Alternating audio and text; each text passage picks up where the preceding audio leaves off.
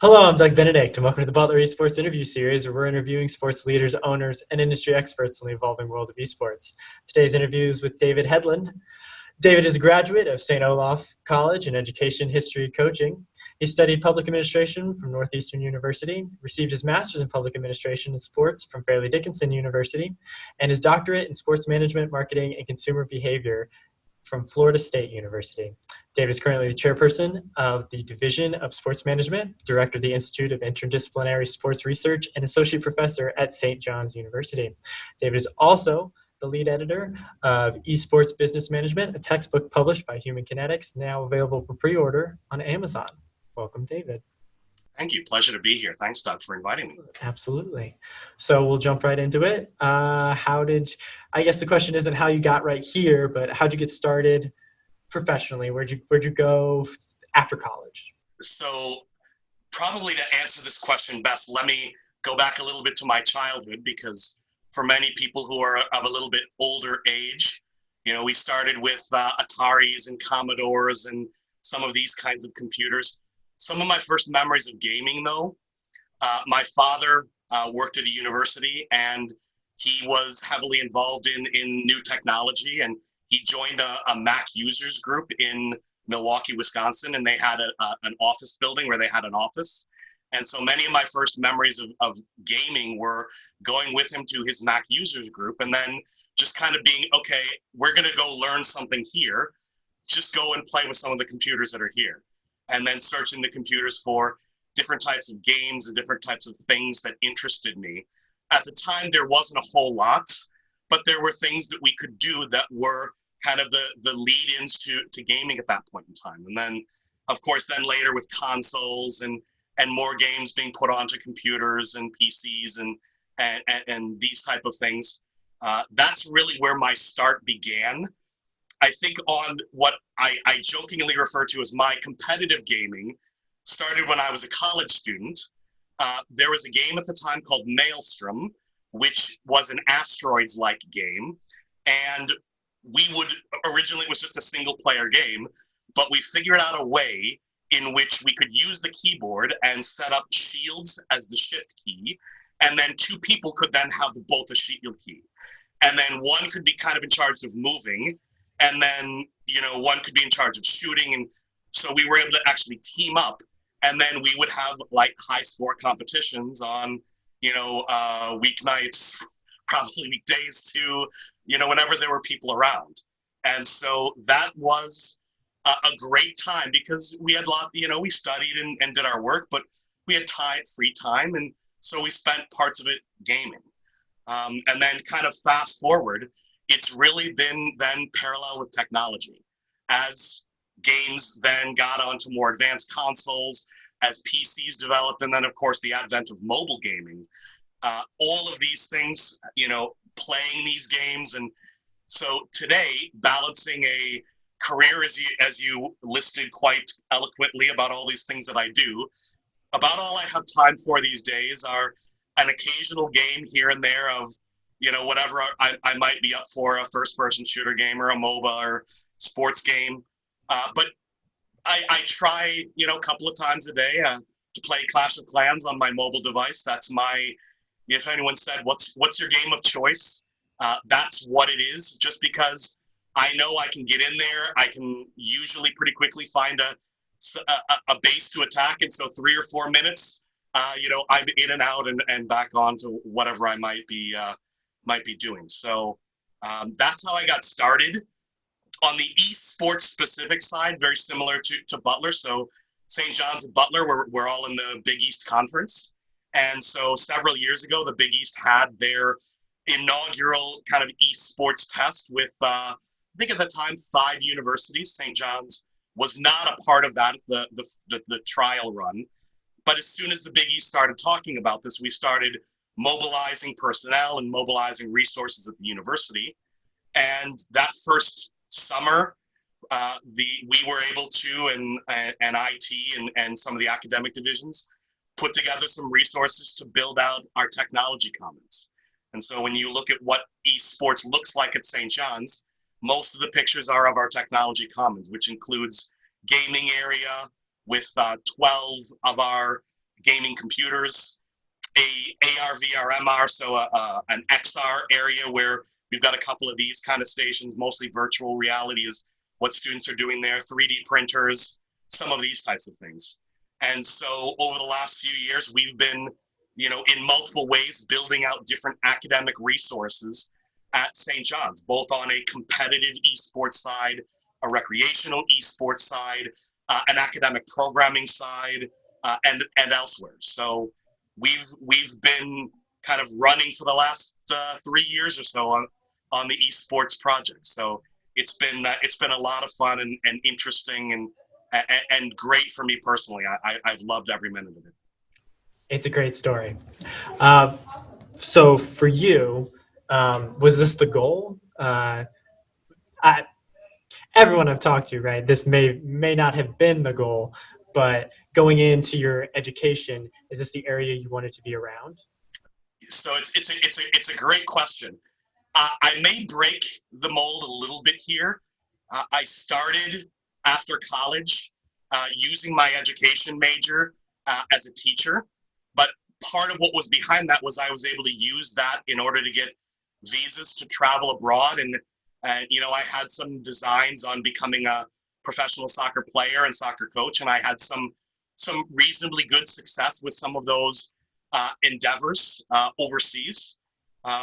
Was able to play in a professional soccer league, become a national team coach and national team manager, and some of these types of things.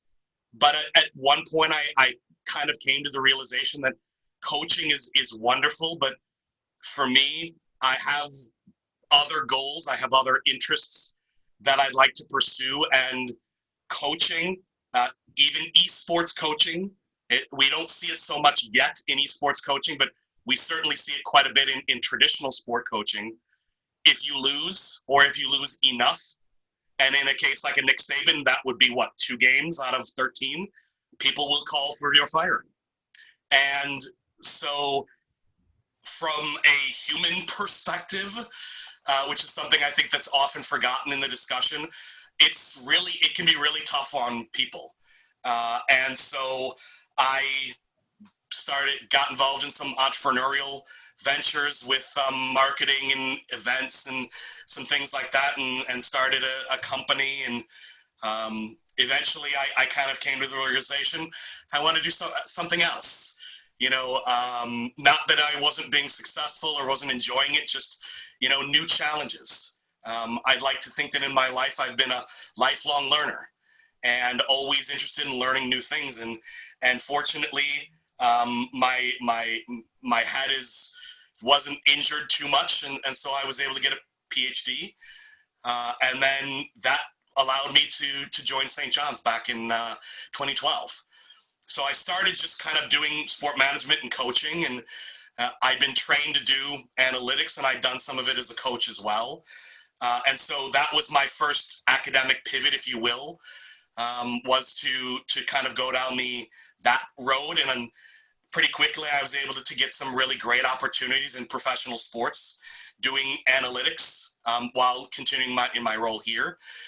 But then esports arose, and I don't know in my own mind if it was Clash of Clans that was behind this or not, but certainly I could see very quickly how playing that game since its origins in 2012, 2013, then to today, the way esports and video games can build community, face-to-face with face-to-face events and activities, competitions, things like this, and online communities.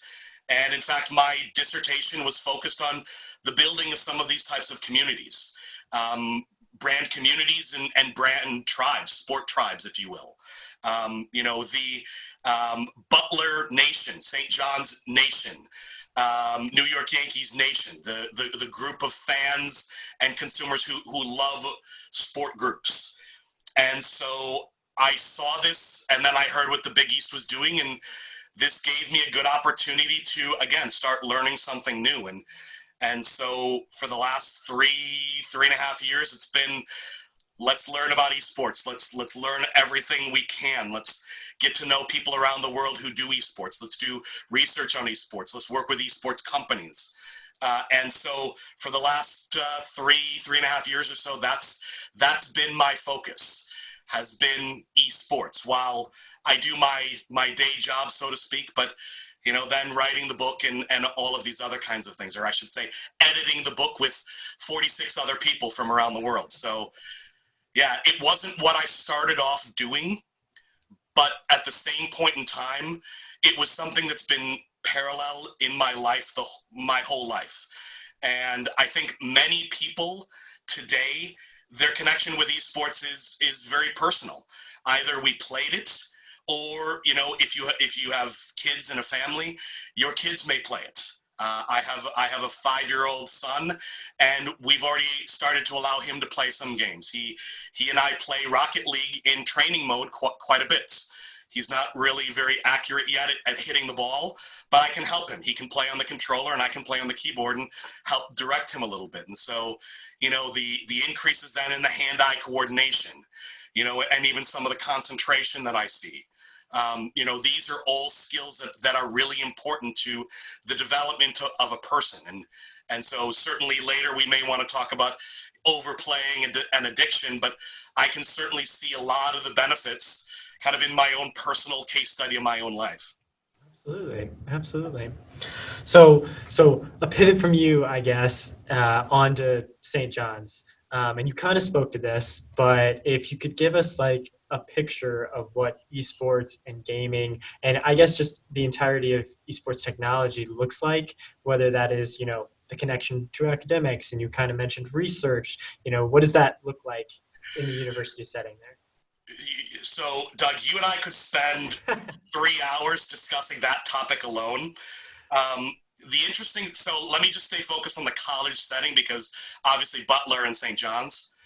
So at the collegiate level, there are questions about, okay, how is esports organized? Where is it organized? Should it be in athletics? Should it be something that information technology oversees? Should it be academic divisions? Should it be in campus recreation? Where should it be? There's interesting questions there. Then there's interesting questions about, well, what about the competition side? Do you want to do this as intercollegiate athletics related types of competitions, or recreational? And so there's a whole litany of questions that we could examine here, but I'm just going to focus on those two so as to not keep us here all day. So first, on the kind of like, where is it organized? The answer, in fact, to both of these questions is all of the above. Is that there are ways in which every group at a university could be involved, down to the students and faculty and their departments and divisions and their colleges, and the administration and athletics and alumni. All of these different groups potentially have a role in esports. And when colleges often go about building, they started in one, but they pretty quickly find that there are stakeholders in multiple different areas where it would be really beneficial to involve them. Some of the other Big East schools, DePaul, for example, they've done a really fantastic job of engaging their alumni in this area, and Marquette as well. And so there are a lot of these opportunities out there when it comes to, okay, how do you organize this? When you then get to kind of the competitive and recreational side, again, there's both of these. Anyone who were to know anything about esports in the Big East knows that for the past 2 years, we have offered Rocket League and League of Legends as intercollegiate competitions. And despite the recent postponement of traditional fall sports in the Big East, I am hopeful, expecting, I'm not sure, because I don't do as much of this anymore, but I'm certainly hopeful that this is going to be something that will not be stopped, that this will continue, because you can do this from wherever you are. You can play games, you can bring your teams together and use VoIP, a Discord, or one of these other technologies to communicate and connect in game, and so you don't need that geographic connection. And this is one of the reasons why esports and different simulation types of gaming have been so successful during this COVID-19 pandemic.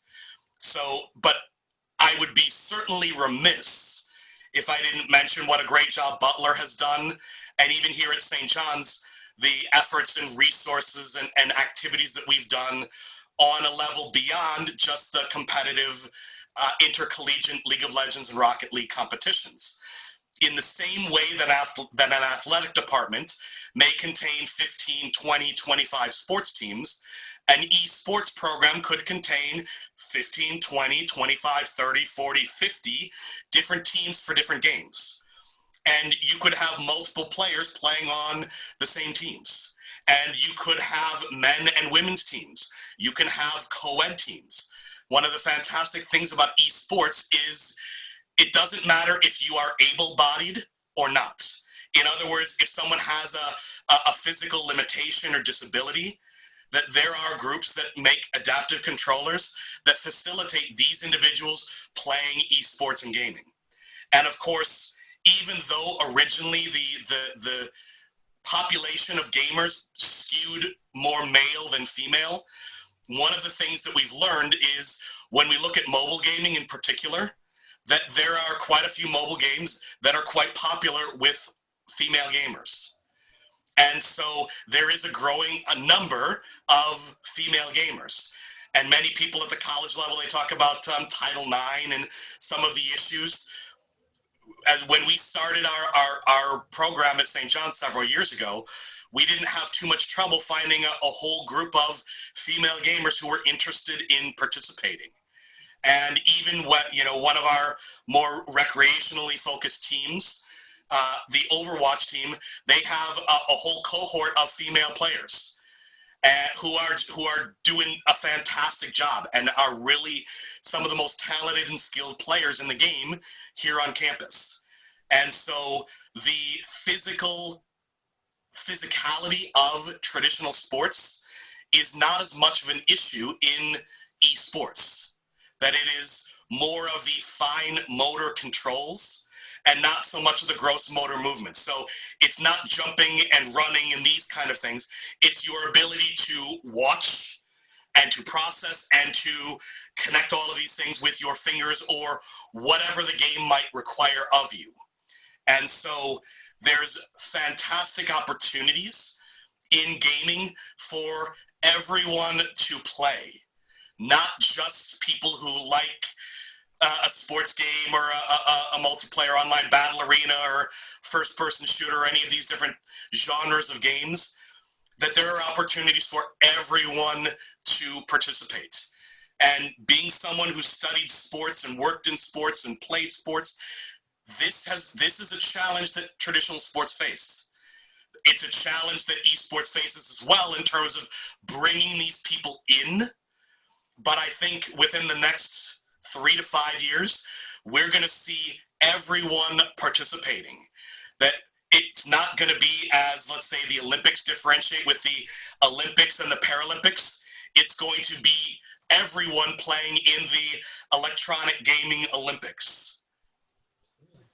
I think that's a kind of a perfect segue into another question I had, specifically about what the world looks like right now and COVID-19 and how that's kind of affected, let's say that's how it's affected the community at St. John's. I know you spoke that obviously you have places in person that people probably can't be, right now at the moment, but what does that look like now for your gamers and for your overall operation? So let me take that second part, overall operations, first, because it's a perfect opportunity for me to give a shout out to one of my colleagues, Max Hergenrother. As I described at the outset, our technology commons, when they built it, it has a section for 3D printers. And so one of the things that St. John's did, of course, St. John's is located in Queens, which is one of the 5 boroughs in New York City. And so many of the scenes and videos that people were likely seeing in the media coming in March and April were within blocks or just a few miles of our campus. And so we were very much a ground zero location for some of the COVID-19 initial spread in March and April. And one of the things that we did is Max actually transported a lot of these 3D printers to his home office and then was able to procure supplies and was able to build face shields. And so lots of the hospitals in the area for many months, the face shields that they were wearing were produced by Max and the 3D printers.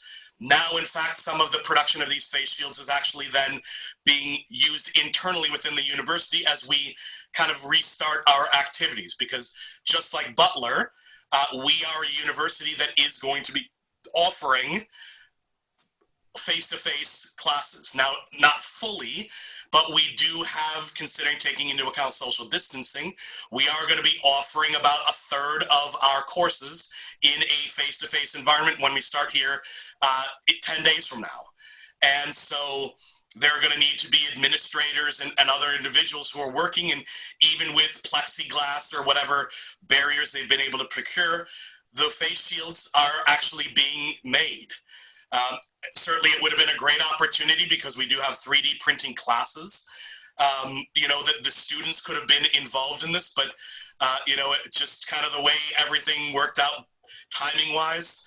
But it's great that our students and the technology and our ability to engage in these kind of activities to give back to the community and to, again, help our internal and external constituents in a very localized way, I think has been great.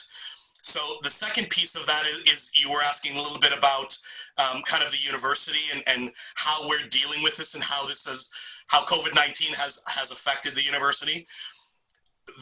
I don't believe there is any university except maybe one that would be completely online, but even then they may have seen an increase in their number of applications from students who want to attend. So I would argue that almost every institution of higher education has learned something through this COVID-19, that it has affected us in some way. Certainly on the gaming side, this has meant that a lot of the gaming is being done remotely. In fact, for myself, being that I am both a teacher as an assistant professor, I'm a researcher and published quite a bit of research and have this book, but also in my responsibilities and with some of the different gaming organizations here on campus and things of this sort. You know, we've done our best through technology, through systems like Discord, to connect students together. And, you know, I thought it was absolutely fascinating I think it was the end of March, beginning of April, the WHO, the World Health Organization, they classified gaming disorder, gaming addiction as a legitimate illness, ailment type of condition. However, after COVID-19 had been around for a couple of weeks, they also came out with a statement talking about, so perhaps ignoring those issues, but saying, you know, gaming has the ability to bring people together. And so right now, at a time when we cannot be together, you know, can we game together? And much of the gaming industry came together around this kind of idea of stay home, but you can connect with others through gaming. And when you look at many of the corporate metrics, economic metrics, revenues, users, Twitch streaming, or any of the different communication platforms, Twitch and YouTube and Facebook, you know, these platforms, they've all seen tremendous increases, 20, 30, 40%, some of them into the hundreds and even thousands of percent increase due to COVID-19. And absolutely, when we are in a situation where we cannot connect physically with people, there is still the opportunity. You and I have never met each other, Doug, but here we are doing a video conference. And if both of us were logged into our Rocket League accounts, you and I, and we found a third person, you and I, the three of us could have a little Rocket League competition game right now if we wanted to. And so it just shows how perfectly suited gaming is for this situation. And, you know, I would probably also be remiss in just one of the things where I've done quite a bit of research is kind of the almost catharsis. You know, why do people play? You know, there are reasons based on, you know, kind of passing time, wasting time, you know, just something else to do, but as well, just doing something different. And of course, this comes directly out of sports. When we play sports, we get into something called flow, and we start forgetting about other things that might be on our minds. That's why oftentimes if someone goes through a personal tragedy, then we often see them engaging in sports competitions, and they're super focused because they're into that flow. And so today, there are many things that could be vexing the American population, the human population. There are many issues between nations, between governments, people in different nations. But gaming goes through, goes around, goes over, goes under. I probably should have said that goes through for last, but you know, it finds a way through these barriers. And so, you know, when I play Fortnite or when I play Overwatch or whatever game I may play, even Clash of Clans, I can play with people who are around the world. And it's a great opportunity to socialize and chat and some of these types of things. And so I certainly, I think COVID-19 has, and I don't want to say this in a callous way, it has helped the gaming industry, but it's also shown a lot of the benefits, a lot of these points that I've already made. It's really shown these in a way that I think a lot of people discounted, and that many people, they looked at, you know, gaming has all these negative, bad effects. But in fact, there are so many good and positive effects. But if you ask me that question, I'm going to put my researcher hat on. And again, that would be another 3 hours added onto this interview. So I think that was a very comprehensive answer regardless. And I agree. I don't want to say callous, but as we've gone through this interview series, it's been very interesting to see how esports has lent itself, or the technologies around esports has lent itself to making an impact.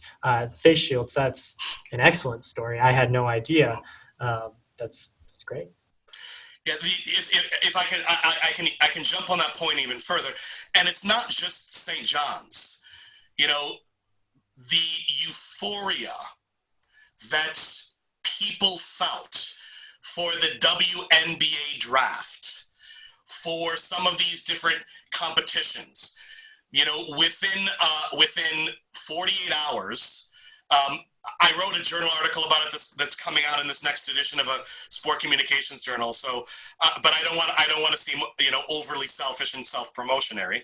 But we looked at some of the activities that were going on, and so, for example, NASCAR in the United States, within 48 hours of the canceling of NASCAR series, one of the crew chiefs said, "Well, all of our players, all of these drivers, they have these simulators that allow them to practice on the different tracks. Can we connect our simulators together, put everyone then on the Talladega or the Darlington tracks?" And so within I think 4 or 5 days, they held their inaugural kind of e-racing event. And then by the next weekend, they found a provider who could connect everyone and pull all of this together. And I believe in the end, they were able to do 6 or 7 events. The first of which, if my memory is correct, I believe it was about 900,000 people watched these drivers drive on a simulated track with another in the neighborhood of 300,000 people watching in an online Twitch, YouTube, however it was streamed, even through the apps, if the media groups were able to do that, another 300,000. So in the neighborhood of 1.2 million people. And these e-racing simulation events, then I believe, if my memory is correct, 4 or 5 of them set new records in terms of viewership.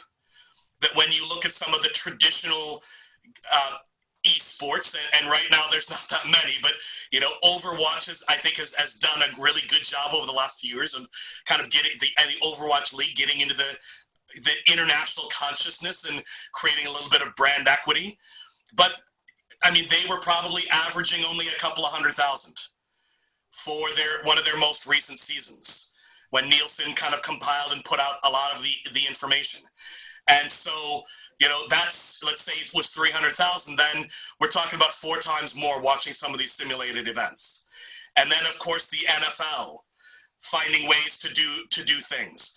And then the NBA doing things. And then the NBA doing the players-only 16-player tournament. Some of these types of activities. Sports and esports are becoming more and more parallel. People who are studying sports are often finding jobs now in esports. Barely a day goes by now that some senior executive in a sports team, organization, company it's not announced that he's now taking a role in an esports company. There are owners of traditional sports teams that have bought teams in the Overwatch League and the Call of Duty League, and I don't think it's going to be that long before maybe one of these kind of standalone esports organizations buys a professional sports team, and then we start to see even more of, okay, you're gonna watch my NBA team play against our rival, and then during halftime, our NBA 2K gaming teams for the same 2 teams that they're going to watch. And it's going to be like the Super Bowl halftime show where they're doing this at halftime, and it will be, okay, now they're playing all of these same players, and you're able to maybe split the series. That on the traditional sports side, one team wins, but on the esports side, the other team wins. So, something like that. And again, consumers will likely be interested in this. That when we've tried to pair esports, a first-person shooter with an NFL game, something like this, these type of events maybe have been a little bit less successful because the demographics don't necessarily overlap and people don't understand them as well. But hopefully with what's happened in the last few months, with esports becoming more in the national consciousness, with my book and with other books that are going to be coming out, and with more of these resources, people are going to become educated. And that you will be hearing myself and others out there on major broadcasts talking about esports and talking about sports and esports together, talking about this in recreational and competition manners. And so I think there's a lot of really interesting things. And of course, where this originally started, if I bring this back full circle, there is, of course, lots of corporate social responsibility. There's a fantastic organization called Gamers Outreach. There's a second one called Extra Life. But these organizations, they find ways for esports to do good. Gamers Outreach, for example, they raise money and then they use that money to buy gaming equipment, which they take into hospitals. And so if a child is God forbid, a cancer patient, that Gamers Outreach may be able to bring them some equipment, some of these types of things. And with Extra Life, they've done a great job of doing an event in October, November, I guess, where you stream and then donate money back to the local children's hospitals in your area. Some of these types of things. So there's so many great activities that are going on in and around esports that many people don't know about. And so with myself and what, Ryan Rogers and everyone at Butler and throughout the Big East, even at the Big East Conference, at the other conferences, the Big Ten has got a pretty robust esports. The Pac-12 has done a lot over the years with this. Many of the sports conferences at the Division II level, the Peach Belt and the East Coast Conference, at the Division III level, the NAIA, and then with many of these different governing bodies, if you will, because there are multiple at the college level, at the high school level, at the professional level, at the publishers. All of these people kind of getting on the same page and starting to row in parallel and similar directions. As we marshal all of these resources and stakeholders together, undoubtedly at that point, I think a lot of people will begin to really understand the power that esports has. And we'll see very parallel lives that, okay, while if we're in a non-COVID, non-pandemic situation, okay, we can play traditional sports. But at the same point in time, if I'm sick, if I'm injured or whatever, hey, we can do a little FIFA later. We can do some, NBA 2K later. That we can play some of these as well. And so it's a really exciting time for esports. I have to agree, which kind of perfectly segues into another question is all of these different things that you've brought up, all of these things that people don't even know are going on. You look at students who are interested in getting involved in the field, right? For many of them, it might just be because they like to play games, right?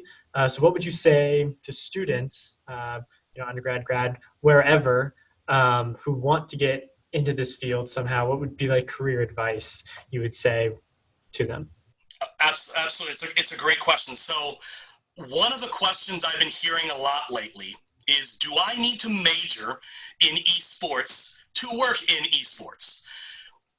In the mid-1980s, when sport management first started rising, people asked the same kind of thing. Do I need to study sport management to get a job in sports? The answer to all of these questions is no. That you can study higher education administration. You can study business. You can study accounting. Graphic design, computers, psychology, nutrition, biomechanics, kinesiology. There are opportunities in esports for students with all of these different backgrounds. And so the advice that I would have for many of these students is there are a lot of unique aspects, though, to esports. A little bit earlier, I described how it doesn't matter if you are non-able-bodied, able-bodied, or have any physical limitation, disability, or anything of this sort. Everyone can play. So this is something that is unique to esports, that everyone has this opportunity. And so this then creates some interesting challenges then that would need to be overcome. If you're going to bring people together in a physical geographic location to play, and some of your members are, for example, perhaps not able-bodied, making sure that the facilities are accessible. There are challenges that are faced with this, but esports, I think, is in a really unique way to overcome them. In fact, it might be possible then to do video conferencing with them and allow them to stay wherever they may be, if that's where they are most comfortable, and then video conference in. So they can be seen, they can be heard, they can be congratulated when they win, they can be consoled when they lose, all of these types of things. And so there are great opportunities for people to enter the field with their current skill sets. One of the most interesting areas, though, and one of the pieces of advice that I give many people is, because this industry is quite new, probably esports would trace its roots to the multiplayer or multi-user dungeons. So the MUDs of the mid-1990s. That's probably where a lot of the today's esports started, but certainly we could go back to the early 1970s and then even into the 1950s. There's some gaming and competitions that go back that far. But about the mid-1990s is really when a lot of this arose. First in a LAN party opportunity where you are physically connecting computers together. And then with the expansion of the internet, then the ability to connect online. So we're literally looking at an industry that if people are in agreement that we can say, okay, yeah, mid-1990s, 25 years. And so the computers and technology, they go back 70 years, 80 years at least. And so there are a lot of opportunities for individuals to build something that can help the industry to become entrepreneurs. One of the areas where we've been quite successful, I think, in the Collins College of Professional Studies at St. John's, is we created our mascot is Johnny Thunderbird. And so we have a Pitch Johnny competition. And it is a Shark Tank-like competition where students who have entrepreneurial ideas can then pitch these to people in industry. And then once that was established, then we could start even building curriculum behind it. And so we have built some curriculum behind this where we now have opportunities where myself in one of my classes where we can help students to build out. It's called the Design Factory. If people are looking for a name, it actually started in Finland. But we have a design factory at St. John's, and we have some geographic locations within our offices where design factory students and classes can be held. But for example, I'll give you a very example that's near and dear to my heart, that there are individuals who have really great ideas about, I want to do something in music, or I want to do something in nutrition, and I have some expertise in this, but I need to build an app, or I need to build software. I have no idea how this will be done. 10, 15 years ago, you'd probably have to walk over to the computer science division, get to know some of those people, find some students who had the skills, something like that, and then, maybe either pay them or make them an equity partner, that on a contract that you write out in your 3-ring binder, something like that. Today, though, in a design factory kind of idea, these students are already brought together. And so you've got these individuals with different skill sets who now can get on board with a project and row in the same direction. And okay, I've got expertise in, foods and nutrition. You've got an expertise in app building or something like this. And so we'll build something. And there are these opportunities in esports.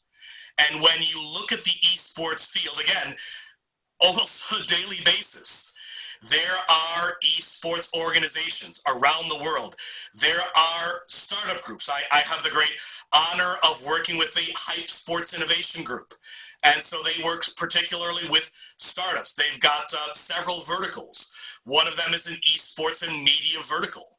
And so there are opportunities then to help entrepreneurs and startups, whether it's with just mentoring or, helping them to understand how you do your pitches in order to do your different seed rounds, some of these types of things. Just this morning, I was reading about a new organization that's going to try to be a video platform for college athletes. Because this year, with some of the changes to the NIL, the name, image, and likeness rules for college athletes, there are opportunities for college athletes to leverage, use, take advantage of their personal intellectual property or their name, image, and likeness, and leverage these for financial benefit, for building up brand equity, positioning themselves to be a sponsor or an endorser or an influencer in esports. And so there's so many opportunities on the entrepreneurial side. One of the challenges I think that's faced though with this is I spend a lot of time talking to students and parents, high school, even below, but mostly high school juniors and seniors who are interested in, okay, I love sports, I love esports, so I want to study this. And that's fantastic. It's fantastic that you have a passion, that you've got an energy for this. But that's not really going to go very far today in the sports world or the esports world. You have to,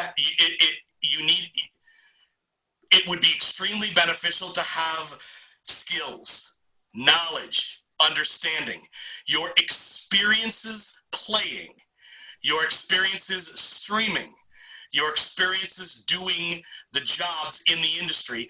These are the knowledge and skills that esports companies, organizations, even sports companies and organizations are looking for.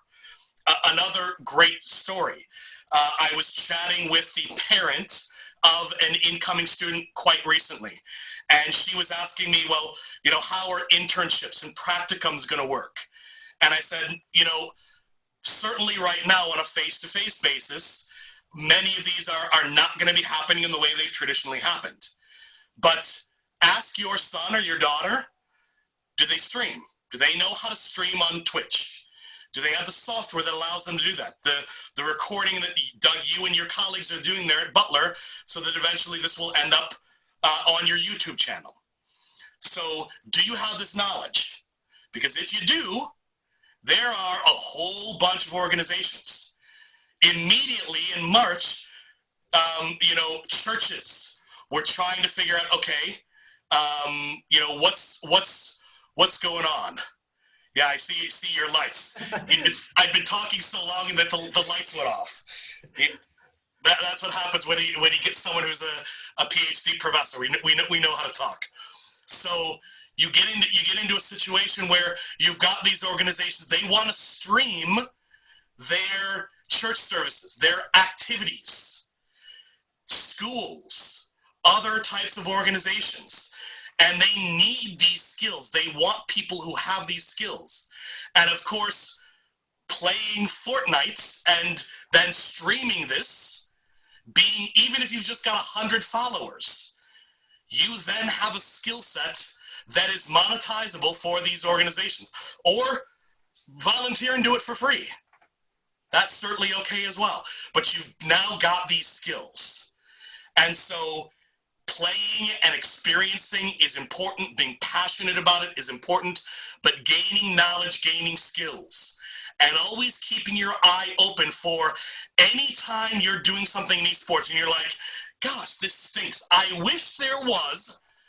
When you say that, can I fix this? Can I build something? Do I know someone who could do something in this area? Because if you do, light bulbs should go off and you should be like, okay, I'm going to have the next $1 billion idea. I'm going to build this. And there's so many great opportunities right now because, again, this industry is 25 years old. But let's be realistic. It's really only about 5 or 10 years old when you look at a lot of what's been built. That yes, there are some games that are older than that have been around. Some of the first-person shooters, the Call of Duties and Counter-Strikes that have been around and are now, multi-generational. But then you also have the Valorants that are literally brand new. And so there are opportunities. So anytime people have that, you know what, I wish there was something that would do this better. That's an opportunity to become an entrepreneur. And while there may be other people who've had the same idea, your idea might be better. So these are just some of a potpourri, if you will, of some of the different pieces of advice that I give to students, and let's face it as well, parents as well, because parents don't understand a lot of this. They just see that their daughter Jane or their son John is just playing a whole bunch of Fortnite. That there's a glow coming from their room at 2 o'clock in the morning. Some of these kind of things. Some of what those young people are learning are absolutely transferable and monetizable. I think that is a great way to put it into words. Especially your point about, streaming, right, is something that tons of my friends try out and they get frustrated that they don't have, the most followers, or they're not pulling in views like the LCS or something. But you're right, it is a skill. And especially as we've seen now, these things are becoming more and more sought after. Yeah, and I'll keep this one short because I know I'm good at segueing. The tangent to that is, I've heard the same thing. If I had money for every time someone asked me, like, how do I get 100,000 followers? These types of questions. There's lots of tutorials out there. Even in the marketing chapter of my book, some of the things that myself and the other co-authors of that chapter that we discuss, about being authentic and finding ways to create something that is engaging and is interesting. All of these things are absolutely true.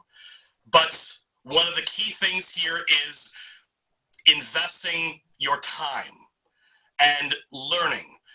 But there's a caveat to this, which is really important in gaming, which is another one of these unique aspects. And this might segue into another question. It is because the difference between sports and esports. Many people ask, are sports and esports? And today I think it's generally accepted, yes. The biggest difference, or really the only difference between them, is sports are gross motor movements, running and jumping. While most video games outside of the exergaming, Wii, and then some of the AR, VR, MR, the virtual reality games, most video games are fine motor skills. And so it is very easy for individuals to play games for long periods of time. If someone believes in the 10,000 hour rule, that to become an expert, you need to do something for 10,000 hours, then it's really easy to play games for 12 or 14 or 16 hours a day to speed up this process.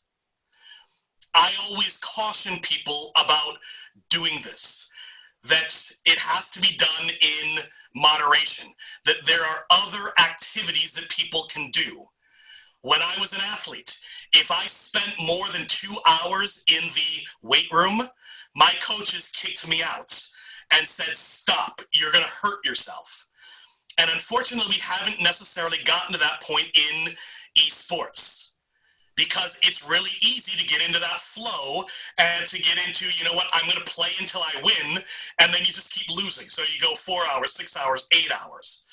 But it's really important that people do not just play for that time. Find other ways to put your time to good use.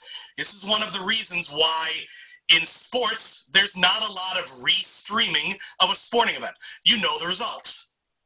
But in gaming and esports, there is a ton, billions of hours of gaming every single year now on Twitch and YouTube and Facebook and Douyu and Huaya and all these other sources all around the world. Billions of hours of people watching and rewatching, because they can learn. They can be educated. They can see, here's how professionals do this. Here's an interesting lineup that I never thought of in Overwatch. With 140 characters, there's 6 billion different combinations of heroes that you could use. I never thought this player supporting this player, something like this. There are things that you can use. And so when I talk to parents and when I talk to players, trying to encourage, and even to this question of, what advice would you give? You don't just need to do the same thing. You don't just need to play. You don't just need to stream. There are other things that you can learn. For example, I hope I'm not giving away any secrets. You said you have a team there who can do almost anything, video cutting and broadcasting and whatever. So if we go 4 hours with this interview, you could cut it down to the 20 best minutes, something like that. players can learn how to do this. They can learn how to cut video. And so if they're going to try to be an influencer, that they can learn how to do this on their own, rather than having someone else doing it or using some third-party software to do this.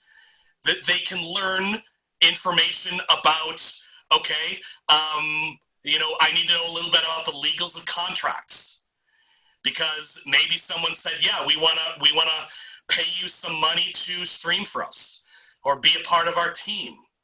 And so there is an opportunity for people to not just play, not just stream, but to build out their skills.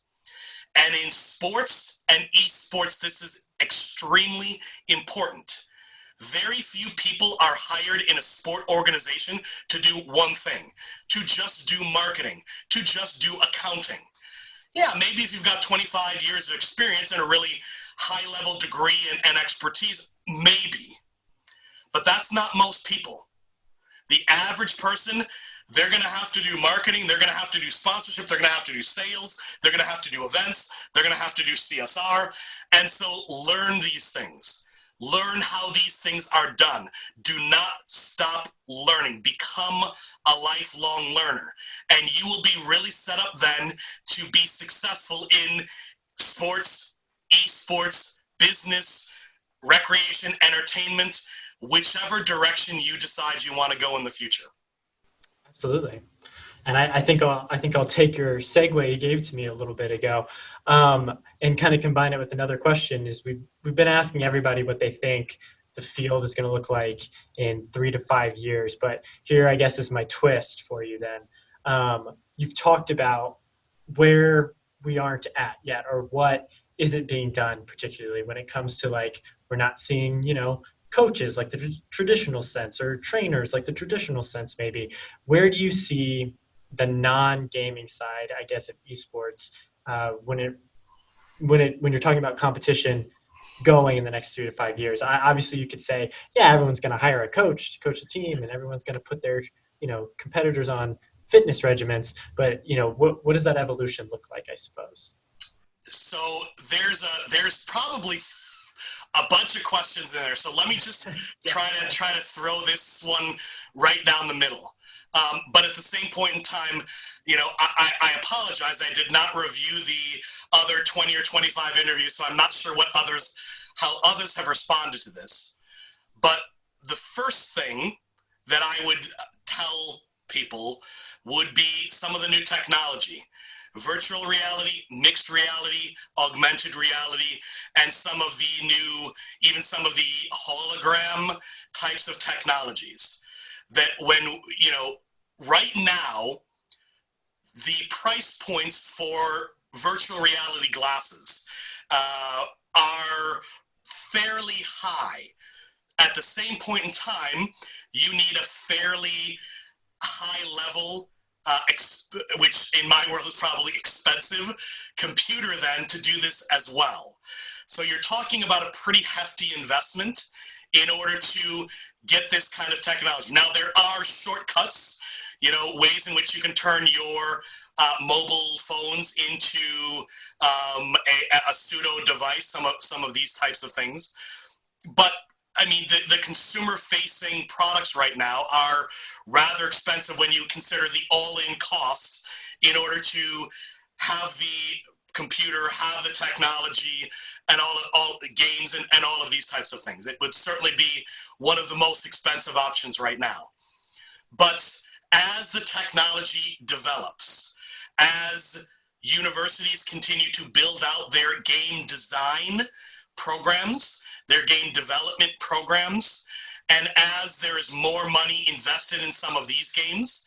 In fact, there have been quite a few surveys that have been done by major market research firms in the esports area, and the AR, VR, MR, also known as XR areas, are one of the top areas where people are investing resources. And so within the next few years, there is likely going to be new opportunities for games. I think many people are probably familiar with Beat Saber Beat Saber is one of the most well-known VR games. If for those who may not be familiar with it, I would liken it to you are a Jedi Knight, and you have one or two lightsabers in each hand, and you have things that are thrown at you in a VR type of environment. And then you need to, in order to survive, you need to cut them with your sabers or break them. And of course, some of the more advanced features of these games are some of these cannot be broken. You then need to sidestep them and move around and duck. I don't know if they've had any that are jumping yet, because that could be a danger depending on how high one's ceiling is. But there are these now opportunities. And I would certainly imagine that in the next 3 to 5 years, many of these popular games that we see today, whether it's a first-person shooter game, like a Call of Duty or a Counter-Strike or a Valorant, that there will be XR or VR versions of these games, where it will not just be, here I am at my keyboard and my mouse doing some of these kind of things, that I will have some, probably you'll have to buy it, but I will have a gun controller that I will use, or pistol controllers, or something like that. Maybe I'll have to buy both. If I was an entrepreneur, that would probably be the way I would do it. Because then you're going to have to buy all of the tools. Maybe then you sell the gun, the knife, pistol, gun, machine gun, bazooka sets. Something like this. So then you've got your VR glasses and you're actually literally moving around. And then, of course, you literally have to duck. Of course, the challenge would be you're not really going to be able to jump onto some of the things and find those sniper points as easily. I'm not really sure how you would do that in a confined space, but I'm sure there are ways to do it. Just put a thing that says this game needs at least 8 feet of space, or your height plus your vertical jump plus a cushion, something like this. But again, this is, I would believe, what the future is going to be. And at that point, and I'm not a lot of people talk about this, the sedentary nature of esports, that argument saying esports is inactive, at that point when esports and exergaming, the Wii and some of these combine in virtual reality, that's when that sedentary part is no longer an issue. Certainly if you're just playing those kind of games, it would be an issue, but you would also have this opportunity to move, to use those gross motor movements, to ride one's stationary bike, but yet to have VR glasses on and to race in the Tour de France, something like that. So there's all sorts of interesting possibilities. So that would be my suggestion or my idea about where a lot of the technology is going in the next 3 to 5 years. Absolutely. Sounds like Star Trek or whatever, but so did communicators, right? Yeah, the hollow rooms. Something like Holodeck. Yes, that's what I haven't watched Star Trek.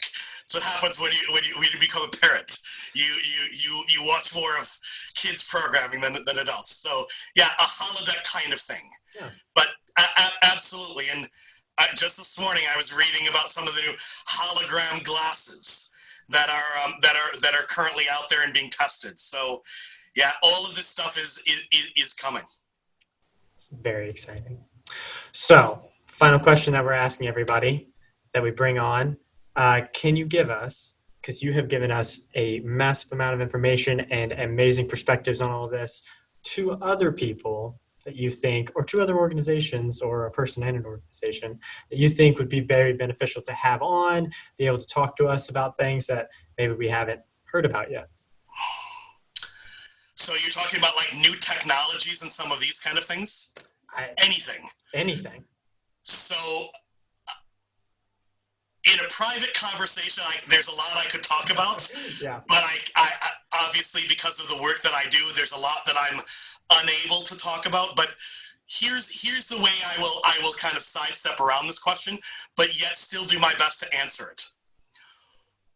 In the mid-1980s, as I described earlier, this is when sport management kind of first got its official start educationally and otherwise. There were programs at Ohio University going back into the 60s, I believe, may have been when that first program started there, but the 1980s was when it really got its start. What has probably helped the field develop more than anything else is research. And that's why I'm particularly appreciative of the opportunity as when if someone goes on your YouTube channel and sees all the people you've spoken to, I kind of look like the odd person out because, I look like an academic. I have the credentials of an academic, but I hope, being that we've gone on now for quite a while, that I've shown I have a pretty good idea of what I'm talking about. But the other part of academia, you've got the teaching, which people understand. You've got the service, helping gaming organizations and things like that. The one area we haven't really talked about is the research.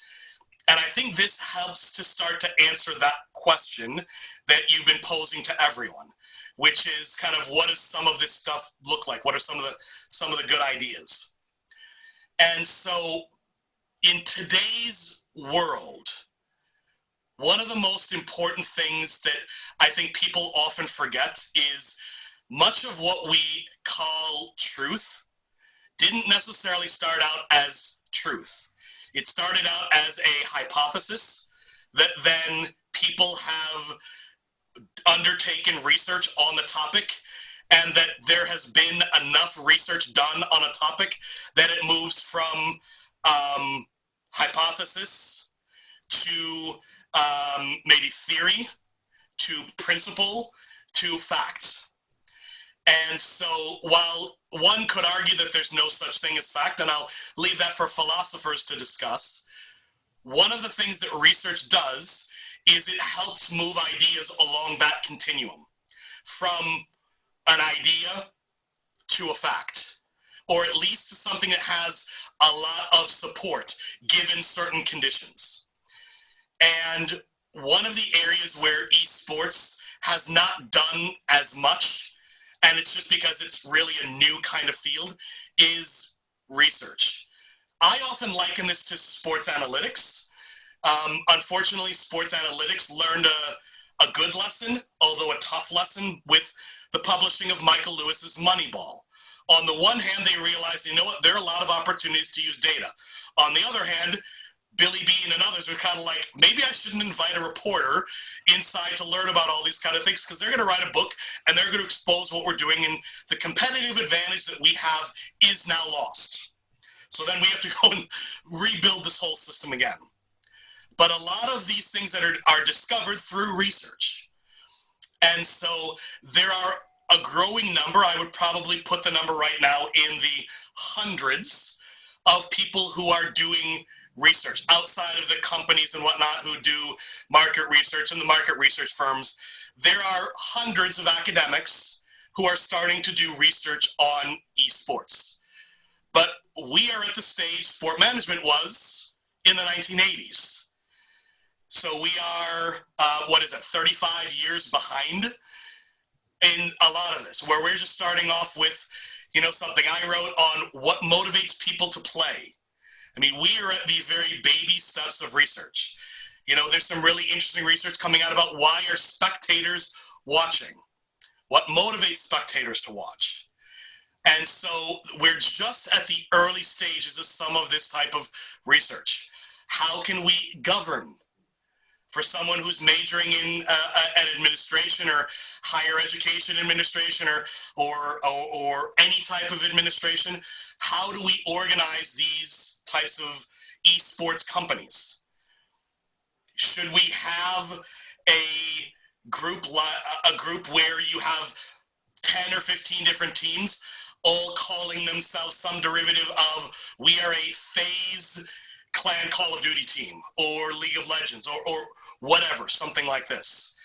Or how do we do this? How do we organize? What types of branding works? If you look at many of the esports organizations out there, what I was reading about quite recently, Evil Geniuses, that they've been doing quite a bit of branding and rebranding as they try to, come up with a modern image that also capitalizes on their history. How do you do some of these things? Even for people who are still watching this interview at this point, which is probably few, but the logo that's next to your head is a very interesting one. Butler has a fantastic game controller logo that is really top quality. That in fact, when people ask me show me some good branding in esports, I often say, go check out Butler University's game controller logo and the way that they've fused some of their athletics imagery into a gaming and esports. That this was really creative, what they created. A lot of this could be done as research. And so there are many people who are still making guesses about what should be done. And you don't need to guess. It's actually pretty easy to do research. I'm in a very fortunate position here in New York City that I have the opportunity to work with professional esports companies and teams and organizations. And that I can, with my students can help collect data for these types of organizations and then write reports for them about here's what we found. Hitmarker, for example, one of the leading, if not the leading job boards in esports. They work with the University of California at Irvine to do different types of reports. They came out with a fantastic report. What's the difference between the 2018 and 2019 jobs in esports? Well, it's increased 87%. Pretty darn good. And so this kind of information, we don't need to guess. There is absolutely a place for gut feelings. You know what? I've been working in this field for 10 years, 20 years, 30 years. To have that gut feeling about, here's something. But when we're getting thousands, tens of thousands, hundreds of thousands, millions of dollars in investment, or I guess now billions if we're talking about a company like Epic, when you're getting this type of money, and in many cases it's not yours, I would recommend people be pretty darn careful with that money. And so do research, work with academics, work with market research firms. There's a whole bunch of them that are out there with whom you can work, with whom you can just pay a fee in order to do something. Many organizations, they think, okay, we're going to do this ourselves. I heard Doc Haskell, he was talking about this in one of his recent articles that he wrote in an interview he gave.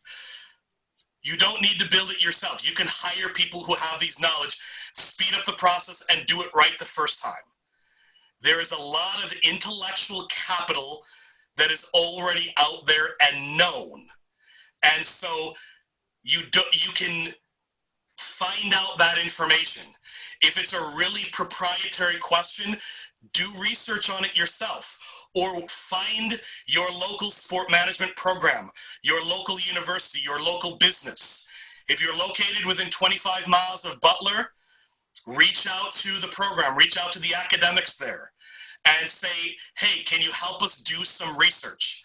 Because we've got a 7-digit budget and we're about to spend it on something. Is this a good idea? Is this a good logo? What do people think about this game? I'll end with this kind of discussion because it fuses a bunch of these topics. So when Valorant came out, it was in a closed beta, and they were actually planning for a bunch of influencers were going to launch it. But then that was kind of put on the back burner because COVID-19 happened. And so they came up with this idea for an open beta. And so the first week in April, they had this open beta for Valorant. And at that point in time then, they kind of had some of these influencers who were playing the game, but they also allowed the opportunity for players to play the game as well and test it. And so this allowed the publisher to get great data on, are there any issues with it? How is this working? Something like that. At the same point in time, this was marketing the game. And it was showing, look, we've played all these other first-person shooter games. We've figured out all of those. I wish this game did this better. And they incorporated their own fixes to these kind of things. And of course, now Valorant seems like it's a pretty popular game. Not necessarily on the restreaming, but at least on some of the user base, it seems like there are a lot of people who are pivoting, that there's a growing call for, hey, should there be a Valorant league, for competitions, things of this sort. And so this brings examples of the marketing, the organization, the entrepreneurship, the job opportunities. It brings a lot of these topics together in a nice kind of good story, which is something that I found is really one of the great things about esports. There's so many stories. So if I were to give you, Doug, an assignment or a question that you can start asking people in future interviews, ask them to tell you one of their favorite stories of esports, because there are some great ones. And while when I started answering this question, I had an idea, which was one of the things that we tried to do in our textbook, the Esports Business Management, was to tell stories. That's why 47 people wrote the book, because there are these sidebars all over the book where players, where coaches, where managers, general men, where they kind of tell a story. And there are so many great stories out there. In my marketing chapter, for example, that I wrote with a couple of people, but a section that I wrote, when I tried to bring all of these marketing principles together, I tell the story of the company DHL. DHL is a logistics company. And they created with an influencer in the game Dota 2. His gamer tag is Sir Action Slacks. They created this commercial series that they put on the web with him. And then they did some things around a couple of the, I think it was maybe the IEM events around Dota 2 and whatnot. And then they had this incredible video, which was a watershed video, where they had the real life Sir Action Slacks with EffiBot. EffiBot is a package delivery system, kind of like an autonomous vehicle that can deliver packages. And so their Sir Action Slacks was a real mock-up of it saying, EffiBot, okay, we've got this package that needs to be delivered. The package was elixirs and potions that can be found in the game. And so Sir Action Slacks says, okay, good luck, Effie. And so Effie U-turns and starts going. And then the commercial morphs into EffiBot in Dota 2. And then going through the world, going through the story, meeting the characters seeing EffiBot and trying to kill it. And then EffiBot surviving, and then EffiBot eventually delivering the potions to one of the characters. And then they created other types of videos and activations all around this.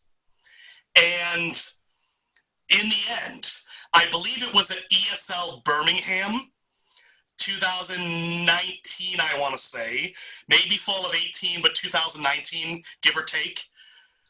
When they started doing some of the DHL sponsorship, the crowd in Birmingham started chanting, and it's on YouTube, so you can look it up.